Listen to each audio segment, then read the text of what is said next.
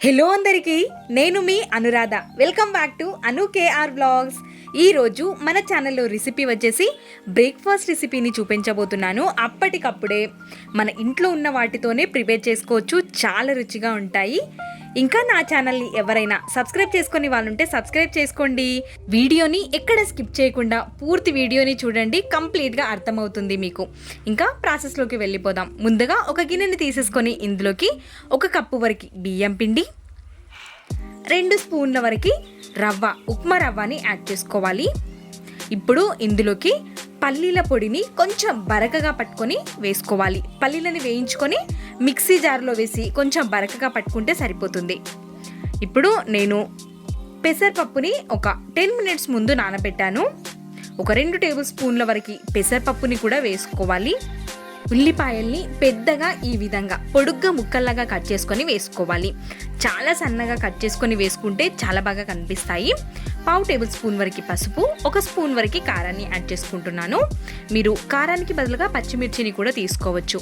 రుచికి సరిపడా ఉప్పుని కూడా యాడ్ చేసుకోవాలి. 1/2 టేబుల్ స్పూన్ వరకు జీలకర్ర. వీటన్నిటిని ఒక్కసారి మంచిగా కలిసే విధంగా చేత్తో కొంచెం ప్రెస్ చేస్తూ కలిపితే ఆనియన్స్ అన్నీ విడివిడిగా అయిపోతాయి. కొత్తిమీర, కరివేపాకుని కూడా వీలైనంత సన్నగా తరుక్కొని తీసుకోవాలి. ఒక 1/2 టేబుల్ స్పూన్ వరకు అల్లం వెల్లుల్లి పేస్ట్ని కూడా యాడ్ చేసుకొని ఇప్పుడు మొత్తం ఒక్కసారి కలిపేసుకోవాలి. కొద్ది కొద్దిగా వాటర్ని వేస్తూ మంచిగా కలుపుకోవాలి. మనకి ఆనియన్లో ఆల్రెడీ కొంచెం వాటర్ అనేది రిలీజ్ అవుతూ ఉంటుంది కాబట్టి చూసుకొని యాడ్ చేసుకోవాలి. వాటర్ మనం కొంచెం సాఫ్ట్గా కలుపుకున్న రవ్వ వేసాము కాబట్టి రవ్వ పీల్చుకుంటుంది వాటర్ని, కానీ మనం చూసుకొని కొంచెం సాఫ్ట్గా మాత్రమే కలుపుకోవాలి. మరీ లూజ్గా అవ్వనివ్వకుండా మధ్యలో కొద్ది కొద్దిగా వాటర్ని వేస్తూ పిండిని మొత్తాన్ని ఈ విధంగా కలిపేసుకొని ఇప్పుడు మనం ప్యాన్ వేడిగా అయ్యేంత వరకు పక్కన ఉంచుకుందాం ఈ పిండిని. ఇప్పుడు మనం ఒక పేపర్ని కానీ బటర్ పేపర్ని కానీ కాటన్ క్లాత్ని కానీ తీసుకొని దానిపైకి కొంచెం ఆయిల్ని వేసి స్ప్రెడ్ చేసుకోవాలి. అన్ని సైడ్స్కి స్ప్రెడ్ చేసుకుంటే మనం పిండి అతుక్కోకుండా ఉంటుంది. ఈ విధంగా తీసుకొని ఒకవేళ పేపర్ లేదు అనుకుంటే కాటన్ క్లాత్ని తీసుకొని కొంచెం తడి వాటర్లో తడిపేసుకొని చేసుకోవచ్చు. ఇప్పుడు మనం తడుపుకొని పెట్టుకున్న పిండిలో నుంచి ఒక చపాతీ ముద్ద సైజ్ అంత పిండిని తీసేసుకొని దీనిపైన నెమ్మదిగా ప్రెస్ చేసుకొని తీసుకోవాలి.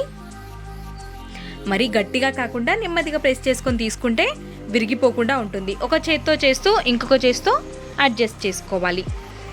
ఈ విధంగానే మనం అన్నిటినీ కూడా ప్రిపేర్ చేసుకోవాలి. ఎక్కువ టైం పట్టదు. మనం ఒక 5 మినిట్స్లో ఈ రెసిపీని ప్రిపేర్ చేసుకోవచ్చు. చాలా సింపుల్గా మార్నింగ్ టైంలో ఎక్కువ హడావిడి లేకుండా ఈ రెసిపీని మనం ప్రిపేర్ చేసుకుంటే చాలా స్పీడ్గా అయిపోతుంది. రుచి కూడా చాలా బాగుంటుంది. మనం తెలంగాణలో అయితే సర్వపిండిని ప్రిపేర్ చేసుకుంటూ ఉంటారు. సర్వపిండి లాంటిదే కానీ కొంచెం డిఫరెంట్ స్టైల్లో నేను అప్పుడప్పుడు ఇంట్లో చేస్తూ ఉంటాను. చాలా రుచిగా ఉంటుంది ఈ రెసిపీ. ఇప్పుడు ఒక ప్యాన్ని స్టవ్ పైకి పెట్టేసుకొని ప్యాన్ వేడిగా అయిపోయిన తర్వాత ఒక 2 టేబుల్ స్పూన్ల వరకు ఆయిల్ని వేసుకొని మనం చేసి పెట్టుకున్న బియ్యం పిండి రొట్టెని వేసేసుకోవాలి. ఈ రొట్టెని మనం మంచిగా కాల్చుకోవాలి. కొంచెం ఆయిల్ అనేది ఎక్కువగానే పడుతుంది, మరీ ఎక్కువ కాదు. ఒక 2-3 టేబుల్ స్పూన్ల ఆయిల్ అయితే పడుతుంది ఒక రొట్టె చేసుకోవడానికి. ఈ రొట్టె చేసుకునేటప్పుడే మనం మధ్యలో కూడా ఒక హోల్ పెట్టుకోవాలి. అందులో కూడా కొంచెం ఆయిల్ని వేసుకొని ఫ్రై చేసుకుంటే చాలా చాలా టేస్టీగా ఉంటుంది. కరకరలాడుతూ చాలా సూపర్గా ఉంటుంది టేస్ట్ అనేది. కాబట్టి తప్పకుండా ట్రై చేయండి. మీకు ఎలా కుదిరిందో ఈ రెసిపీ కమెంట్ బాక్స్లో రాయండి. ఇలాంటి మరెన్నో రెసిపీస్ మన ఛానల్లో ఉన్నాయి. అను కేఆర్ వ్లాగ్స్ ఛానల్ని విజిట్ చేయండి. మీకు కూడా నా రెసిపీస్ ఖచ్చితంగా నచ్చుతాయి. ఈ రెసిపీ గనక మీకు నచ్చినట్టయితే లైక్, షేర్, సబ్స్క్రైబ్ చేసుకోండి. ఇలాంటి మరెన్నో వీడియోస్ ప్రతిరోజు వస్తూనే ఉంటాయి, చూస్తూనే ఉండండి. చాలా యమ్మీగా ఉండే ఈ రెసిపీని రైతాతో సర్వ్ చేసుకుంటే సరిపోతుంది. Thanks for watching.